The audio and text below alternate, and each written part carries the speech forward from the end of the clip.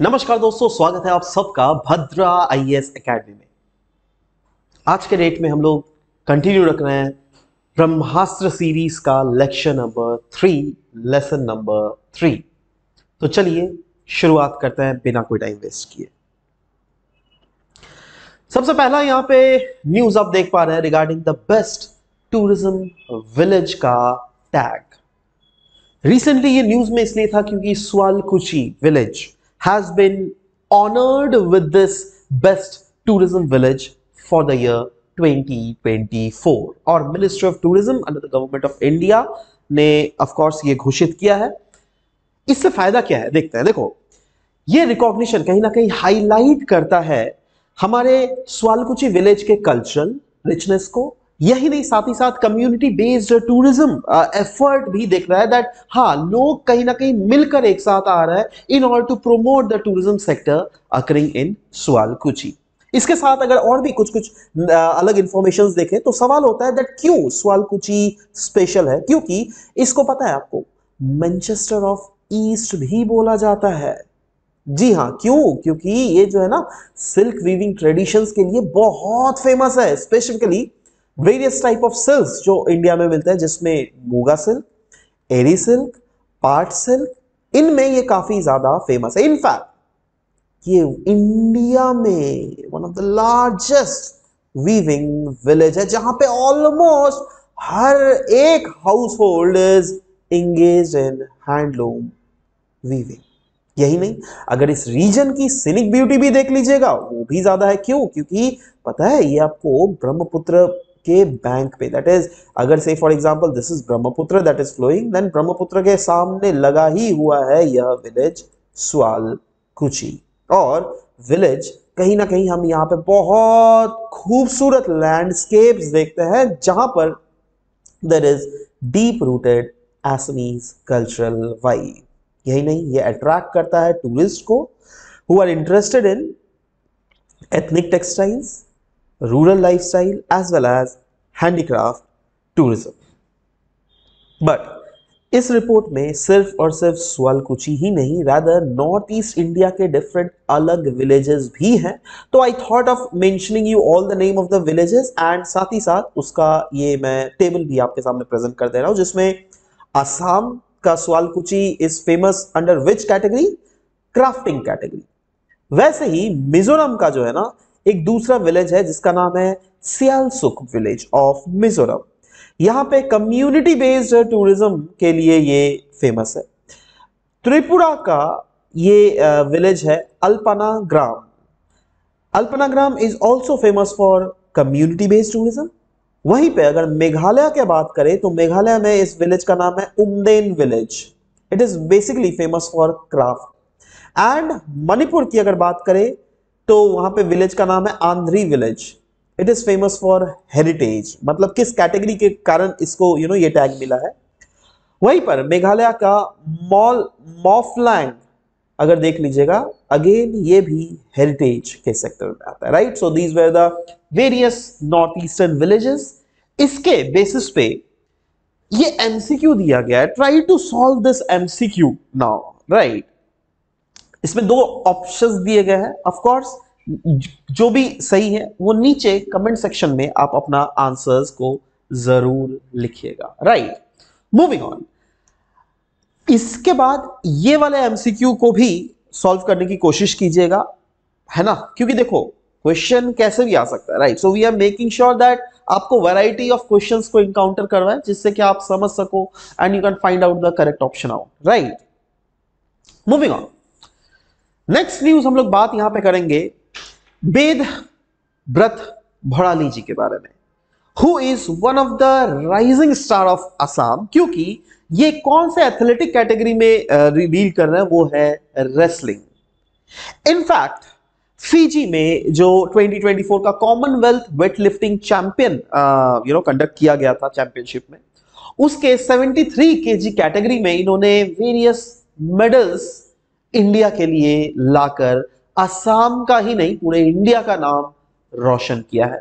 तो देख लेते हैं दैट ये अगर देख लीजिएगा, देखो youth category, junior category as well as senior category के 73 केजी के इसमें गोल्ड और ब्रोंज मेडल लाकर कहीं ना कहीं कीर्तिमान एक स्थापित किया है।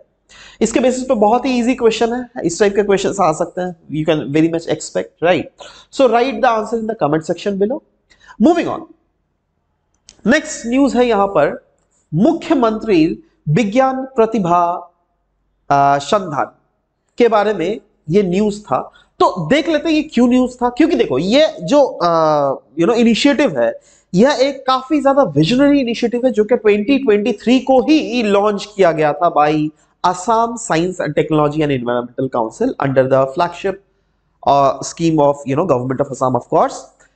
अब ये स्कीम को हम लोगों ने बहुत भीतर भीतर में तोड़ा हुआ है, राइट? और तोड़ा इन द सेंस क्या, आपको कंसाइज वे में मिलेगा, जहां पर हम लोग पहले तो देखेंगे दैट ये कैसे आइडेंटिफाई करता है साइंटिफिक टैलेंट को, क्या क्या इनिशिएटिव लिया गया है इसके अंदर। उसके बाद मेंटरशिप एंड स्किल डेवलपमेंट के रिलेटेड क्या एस्पेक्ट मुख्यमंत्री विज्ञान प्रतिभा संस्थान में लिखा हुआ है। रिसर्च अपॉर्चुनिटीज के लिए क्या है इसमें, इंफ्रास्ट्रक्चर डेवलपमेंट, इंटरनेशनल एक्सपोजर और स्कॉलरशिप के सेक्टर में इस स्कीम के अंदर, इस इनिशिएटिव के अंदर क्या क्या किया जाएगा। तो एक एक करके देखते हैं। सबसे पहले हम लोग बात करेंगे कैसे साइंटिफिक टैलेंट को आइडेंटिफाई करने के लिए क्या क्या ये कर रहे हैं। देखो यहां पे क्लियरली मेंशन है, एक कॉम्प्रिहेंसिव साइंटिफिक टेस्टिंग किया जाएगा, है ना? मतलब ये काइंड ऑफ एप्टीट्यूड टेस्ट रखा जाएगा जिससे क्या स्टूडेंट्स को फाइंड आउट किया जाए। बट एप्टीट्यूड ऐसा नॉर्मल वाला एप्टीट्यूड नहीं, थोड़ा प्रॉपर साइंस जिसमें प्रॉपर लॉजिकल थिंकिंग जिसमें हो, प्रॉब्लम सॉल्विंग हो, सब्जेक्ट नॉलेज प्रॉपर जिसमें, उस टाइप के टेस्ट से बेसिकली स्टूडेंट्स का सिलेक्शन किया जाएगा, राइट? और स्कूल लेवल स्क्रीनिंग भी किया जाएगा, क्योंकि देखो इनिशियल सिलेक्शन तो अनडाउटेडली स्कूल लेवल से ही ना होगा, है ना? तो वो अर्बन एरिया का स्कूल्स हो या फिर रूरल एरियाज के स्कूल्स हो, हर एक स्कूल्स को इक्वल अपॉर्चुनिटी मिलेगा जिससे students regardless from the background from wherever they are belonging, they can participate in it. Mentorship and skill development के लिए एक्सपर्ट गाइडेंस प्रोवाइड किया जाएगा, जिसमें टॉप साइंटिस्ट एंड रिसर्चर्स जो है 1-to-1 मेंटरशिप करेंगे जो भी सिलेक्टेड स्टूडेंट्स होगा, जिससे क्या उन सिलेक्टेड स्टूडेंट्स को 1-to-1 देखकर उसको समझा जाए, उनको प्रॉपरली गाइड किया जा सके, जिससे क्या वो अपने साइंटिफिक कॉन्सेप्ट्स को और भी एक्सप्लोर कर सके। यही नहीं, इंटरैक्टिव लर्निंग के सेक्शन में भी ये काम किया जाएगा, जहां पे क्लियरली लिखा हुआ है वर्कशॉप्स, ट्रेनिंग प्रोग्राम्स और सेमिनार्स भी कंडक्ट किया जाएगा, जिससे उनको एक्टिव लर्निंग में इंकरेज किया जा सके। रिसर्च अपॉर्चुनिटीज के बारे में अगर बात करें, yes, hand on hand projects किए जाएंगे। इनफैक्ट बोला जा रहा है स्टूडेंट्स को इंकरेज किया जाएगा दैट वो लोग अब खुद भी चाहे तो मिनी रिसर्च प्रोजेक्ट्स को कंडक्ट मतलब खुद से कर सकते हैं। इससे फायदा ये होगा ना दैट उनको कहीं ना कहीं इनोवेशन तो प्रमोट होगा ही, बट साथ ही साथ उनके दिमाग में की क्रिएटिविटी भी एक्सप्लोर होगी और उनकी एनालिटिकल थिंकिंग भी इंप्रूव होंगी। यही नहीं, फाइनेंशियल सपोर्ट के बारे में यहाँ पे क्लियरली बोला गया दैट स्टूडेंट जो है ना वो रिसीव करते हैं रिसर्च ग्रांट्स, है ना? जिससे क्या वो कोई भी प्रोजेक्ट्स का कॉस्ट, ट्रैवल या फिर कोई भी रिगार्डिंग द रिलेटेड एक्सपेंसेस वो आराम से खर्चा चला सकते हैं, राइट? इंफ्रास्ट्रक्चर डेवलपमेंट की अगर बात करें तो मॉडर्न साइंटिफिक लेबोरेटरीज का यहां पे सेटअप किया जाएगा, है ना? और जो प्रेजेंट स्कूल्स या फिर कॉलेजेस में ऑलरेडी साइंस लैब्स है उनको अपग्रेड किया जाएगा। अपग्रेड किया जाएगा विथ मॉडर्न इक्विपमेंट, अपग्रेड किया जाएगा विथ मॉडर्न टेक्नोलॉजीज, जिससे क्या एडवांस रिसर्च फैसिलिटीज कहीं ना कहीं प्रोमोट हो सके ओवरऑल, राइट? इंटरनेशनल एक्सपोजर के लिए यस, ग्लोबल इवेंट्स में पार्टिसिपेशन का यहां पे प्रावधान है। क्लियरली बोला गया है दैट जो सिलेक्टेड स्टूडेंट्स होंगे ना उनको ये अपॉर्चुनिटी दिया जाएगा गवर्नमेंट के द्वारा, जिससे वो इंटरनेशनल साइंस फेयर में पार्टिसिपेट कर सके, international science exhibition and conferences में पार्टिसिपेट कर सके, है ना? जिससे क्या उनका global perspective on scientific advancement वो और भी ब्रॉडन हो सके। ये एक्सचेंज प्रोग्राम्स भी कंडक्ट किया जाएगा, जिसमें यहाँ के स्टूडेंट दूसरे देश में जाएंगे, दूसरे रीजन के स्टूडेंट इंडिया में आएंगे, वैसा है। और स्कॉलरशिप एंड रिकॉग्निशन का भी प्रावधान है इसमें, क्योंकि क्लियरली बोला गया है जो मेरिटोरियस स्टूडेंट्स होंगे उनको अवार्ड दिया जाएगा विद स्कॉलरशिप, जिससे सपोर्ट कर सकते हैं their pursuit of higher education in science and technology. और अवार्ड्स एंड कैश प्राइजेस का भी यहाँ पे प्रावधान है, क्योंकि आउटस्टैंडिंग जो अचीवर्स होंगे इन द साइंटिफिक कॉम्पिटिशंस उनको ऑनर दिया जाएगा with cash rewards and certificates. चलो, अब जब ये समझ गए आप, पूरे चीजों को अच्छे से समझे, तो ये वाला MCQ है, try to solve this MCQ and of course write the answer in the comment section below. Right, चलो मूविंग ऑन। हम लोग यहां पे बात करेंगे प्रफुल्ल चंद्र बोरहा जी के बारे में, क्योंकि रिसेंटली उनका सेंटेनरी सेलिब्रेशंस किया जा रहा था, so that's why he was very very much in news. Now who was he? ये पहले असमीज सिंगर थे जिन्होंने अपना सॉन्ग ग्रामोफोन में रिकॉर्ड किया हो है। Right, so Prafulla Chandra Borah, that's why he has he is known throughout. Right, now historic अगर इनके माइलस्टोन्स के बारे में बात करें तो यस, 1924 में इन्होंने अपना पहला 4 सॉन्ग्स को रिकॉर्ड किया था एक high masters voice gramophone company के लिए, एंड ये एक लैंडमार्क इवेंट था in the musical history of Assam, क्योंकि पहली बार गाना के माध्यम से असमीज लैंग्वेज को कैप्चर किया गया था। इनफैक्ट और भी अगर कुछ इनके बारे में बात की जाए तो पहला जो रिकॉर्डेड सॉन्ग था उनका था कियानो पहोड़ा आशुनिया। राइट, माफ कीजिएगा अगर कुछ प्रोनाउंसिएशन में गलत होगा तो, anyways just go through that whatever is being written. Right, ये 4 सॉन्ग्स उन्होंने रिकॉर्ड किए थे। Right, moving on. Next news है यहां पे नामफाके विलेज के बारे में, जो कि न्यूज में था, है ना, और this was very very much in news. Right, क्योंकि यहां पे क्लियरली बोला गया है दैट असम का जो लेगेसी है यहाँ पे ताइफा के कम्युनिटी के लिए, क्योंकि ताइफा के कम्युनिटी अगर देख लीजिएगा उससे ये प्लेस बहुत ज्यादा जुड़ा हुआ है, Namphake village. Namphake village is very very big touristic place as well. Now discuss करते हैं। देखो, नामफाके ये कल्चरली वाइब्रेंट विलेज है और असम के डिब्रूगढ़ डिस्ट्रिक्ट में है ये। राइट, ये एक लार्जेस्ट सेटलमेंट है ऑफ द ताइफाके कम्युनिटी, और इसमें क्लियरली बोला गया दैट इस विलेज में अराउंड 150 फैमिलीज जो कि फाके एथनिक ग्रुप से बिलोंग करते हैं, जिनको हम लोग फाइकियाल भी बोलते हैं, तो ये लोग यहां पर सेटल्ड हैं। तो ताइफाके कम्युनिटी के बारे में देख लेते हैं, ये क्या है भाई। देखो, ताइफाके कम्युनिटी जो है ये लार्जर ताई एथनिक ग्रुप से बिलोंग करता है। मक्का माना जाता था दैट पास्ट में सेंचुरीज अगो इन्होंने माइग्रेट किया था इस रीजन में फ्रॉम म्यांमार के शान state, and they have preserved their unique linguistic, cultural and religious identity in Assam. In fact, ये जो कम्युनिटी है ना, ये बुद्धिज्म का जो थेरावादा बुद्धिज्म है उनको फॉलो करती है, जो क्या इनको बिल्कुल डिस्टिंक्ट बनाती है from most of the other communities in Assam.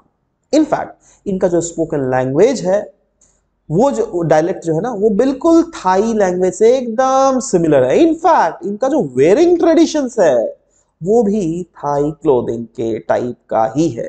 और इस रीजन की अगर रिलीजियस या फिर कल्चरल सिग्निफिकेंस के बारे में बात करें तो यस, यहां पे द वेरी फेमस नामफाके मोनास्ट्री है, जो क्या one of the oldest and the most respected monasteries है असम में। इनफैक्ट ये रीजन है जो कि सर्व करती है as a spiritual and cultural centre of Taiphake people. एक यूनिक आर्किटेक्चर अगर देख लीजिएगा तो विलेज जो है ना कहीं फीचर करती है ट्रेडिशनल स्टिल्ट हाउसेस, जो कि एक डिस्टिंक्ट आर्किटेक्चरल स्टाइल है जिसको डिजाइन किया गया है टू प्रोटेक्ट अगेंस्ट फ्लड्स या फिर इंसेक्ट्स, है ना। और ये जो स्ट्रक्चर्स यहाँ पे बहुत सारे स्ट्रक्चर्स जैसे अशोक पिलर्स और पगोडास भी बने हुए हैं, जो क्या कहीं क्लियरली शो करती है दैट जी हाँ, एक बुद्धिस्ट हेरिटेज है इस कम्युनिटी का। On the basis of this whole discussion, ये क्वेश्चन है आपके पास, try to solve this question and answer it correctly in the comment section below. Right, moving on, हम लोग यहां पे बात करेंगे जुंगाल बलाहू जी के बारे में।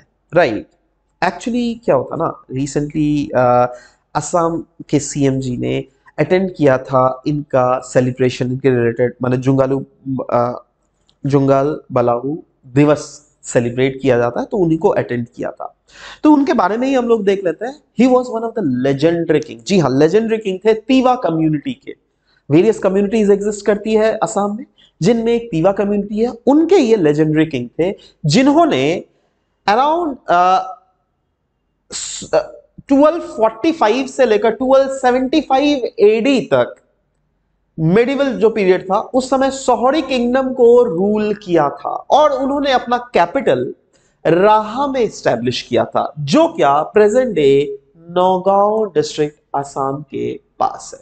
राइट नाउ इनका स्टाइल काफी ज्यादा यूनिक था, क्योंकि देखो पहले के समय यही होता था यूजुअली दैट कभी भी अगर कोई भी रूलर अगर कहीं पर रह रहा है ना, तो वो उस रीजन को फोर्टिफाई, चारों तरफ से फोर्टिफिकेशन कर लेता था, जिससे अगर दुश्मन अगर आपको अटैक करने आए ना तो इजीली अटैक ना कर पाए। राइट, तो यहां पे यही बोला गया है that fortification and defence system में अगर बात करें तो यहां पे जुंगल बलाऊ गर और मेरा घर फोर्ट को इन्होंने बनाया था, जो क्या सर्व कर रहा था as one of the barrier against the external aggression. Right, in fact इनके हाथ में जो आपको सोर्ड दिख रहा है, इसको बोला जाता है द डिवाइन सोर्ड, या फिर इसको देव लांग खुकी भी बोला जाता है। माना जाता है दैट इस जो तलवार के पास था ना, इसके पास डिवाइन पावर्स था, जिसके कारण ये बैटल जीतते थे। बट जब इन्होंने अपना फाइनल बैटल लड़ा था, कहा जाता था दैट उस समय इनके पास ये तलवार नहीं था, ये स्वॉर्ड नहीं था, still he won the fight. Right, इनको माना जाता है, रिमेंबर किया जाता है for his valour, leadership and architectural feats. और जैसे मैंने पहले ही बोला, जुगल बलाहू गर जो है they are not only historical remnants, सिर्फ ये हिस्टोरिकल रेमनेंट्स ही नहीं है बट ऑल्सो एक सिंबल है ऑफ तिवा हेरिटेज और असम का मेडिवल मिलिट्री आर्किटेक्चर का। इसके बेसिस पे ये क्वेश्चन दिया गया है। Please try to solve this question and write your answer in the comment section below. और भी दूसरा क्वेश्चन भी है, right, 26 number question, please try to solve it in the comment section below. Thank you. Moving on, Assam repealing bill of 2024। Assam cabinet ने एक significant move किया था पिछले साल, जहां पर क्लियरली जो 1935 में एक्ट जो बना हुआ था, जिसका नाम था the Assam Muslim marriage and divorce registration act of 1935, उसको उसके जो प्रोविजंस है उसको अभी नलिफाई कर दिया गया और एक नया बिल प्रेजेंट किया गया था, Assam repealing bill of 2024। Now इसके प्रोविजंस देख लेते हैं, it is very very important. Right, so यहां पे यही बोला गया, Assam Muslim marriage and divorce registration act of 1935 था ना, है ना, वो क्या करता, वो ऐसा एक एक्ट था जो क्या अलाउ करता था मुस्लिम कम्युनिटीज के कपल्स को जो क्या शादी करने वाले हैं to voluntarily register the Muslim marriage and divorces in Assam. पर अभी ये रिपील क्यों किया गया है उसके भी प्रावधान देख लेते हैं, क्योंकि गवर्नमेंट मेक श्योर करना चाहती है दैट जो मैरिजेस, मुस्लिम मैरिजेस और मुस्लिम डाइवोर्सेस जो होते हैं ना, उनको पैरिटी, दैट इज जैसे हर एक दूसरे कम्युनिटीज करते हैं वैसे ही मुस्लिम कम्युनिटी भी करे। और इसी के लिए इंश्योर किया जाता है दैट, माफ कीजिएगा, इसके लिए इंश्योर किया गया है दैट इस टाइप के जो रजिस्ट्रेशन है it should come under the special marriage act of 1954, right, and other existing uniform laws rather than community specific regulations. Now यहां पे क्लियरली ये भी बोला गया है to move towards a more unified and secular legal framework for civil registration। मतलब वो ना पहले तो देखो थिंग्स वर नॉट सेक्युलर, कब होगा ना, सेक्युलरिज्म का डेफिनेशन के हिसाब से अलग अलग इंटरप्रिटेशन है, बट कहीं ना कहीं असम गवर्नमेंट ये सोच रही है दैट नहीं, मैरिजेस और डाइवोर्सेस का जो रजिस्ट्रेशन है, राइट, दैट शुड बी एक कॉमन प्लेटफॉर्म में जिससे आ जाए। राइट, तो देखो इसके इंप्लीकेशंस हम समझते हैं। देखो इससे पहले जो था ना, वो मुस्लिम मैरिजेस को रजिस्टर करने के लिए एक मुस्लिम मैरिजेस का अलग एक रजिस्ट्रार होता था, एंड वो प्रोविजन 1935 वाले एक्ट में दिया हुआ था। बट इस कानून के आने के बाद that Muslim marriage registrar ceases to exist. मतलब अगर आप वो कर रहे हो तो आप इलीगल कर रहे हो, नो, आपको प्रॉपरली कोर्ट में आके जो फॉर्मली जो रजिस्ट्रेशन होता है वो चीज करवाना पड़ेगा। Right, Muslim marriages and divorces will now be registered under the general civic laws. It reflects the government का policy direction towards uniform civil procedures. जी हाँ, इसके बेसिस पे ये क्वेश्चन दिया हुआ है। Please read the question properly, pause the video and try to answer the question in the comment section below. This is another question. Please pause the video again and try to solve the answer in the comment section below. Next हम लोग बात करेंगे सामर्थ ई government suit के बारे में। असम के higher education sector कहा जाता है it has undergone a major digital transformation. क्यों? क्योंकि फाइनली असम में लॉन्च कर दिया गया है यस सामर्थ ई गवर्नमेंट सूट। नाउ ये है क्या? देखो, ये एक काइंड ऑफ एक सेंट्रलाइज्ड एडमिशन प्रोसेस होने वाला है इसमें, राइट? है ना? अब इससे फायदा क्या होगा दैट ये जो प्लेटफॉर्म है ना, इसको डेवलप किया गया under the initiative of union ministry of education, जिसका मेन एम है to promote the e governance in higher education across the Assam, right? और इसके की फीचर्स में जो है ये 4 की फीचर्स आपको देखने को मिल रहा है, जहां पे कॉम्प्रिहेंसिवली मैनेजमेंट किया जाएगा वेरियस मॉड्यूल्स का, सीमलेस एडमिशन प्रोसेस की जाएंगी और बेनिफिट इससे फायदा होगा कॉलेजेस एंड यूनिवर्सिटीज को। तो समझते हैं क्या क्या है ये कॉम्प्रिहेंसिव मैनेजमेंट मॉड्यूल है तो है क्या। देखो, ये एक एकेडमिक मैनेजमेंट है जो क्या हैंडल करेगा एडमिशन, कोर्सेज, रोल नंबर्स और स्टूडेंट के रिकॉर्ड्स को। यही नहीं, इसमें इंप्लॉइज का मैनेजमेंट किया जाएगा, जहां पर क्लियरली बोला गया it will manage the staff information and HR process. Financial management की भी बात की गई है, जहां पे सपोर्ट किया जाएगा अकाउंटिंग, फीस कलेक्शन और बजट प्लानिंग को। एसेट मैनेजमेंट की बात की जा रही है, जहां पे ट्रैक और मैनेज किया जाएगा फिजिकल और डिजिटल एसेट्स को।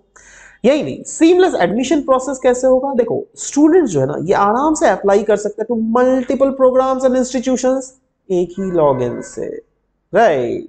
इससे फायदा ये होगा दैट की सर्विसेज जैसे मेरिट लिस्ट का जनरेशन करना, रोल नंबर का इशू करना, admit card, university registration, academic bank of credit enrolment, सब कुछ एक ही जगह किया जाएगा। इससे फायदा ये भी होगा that it will facilitate like easy cancellation, readmission and fee management.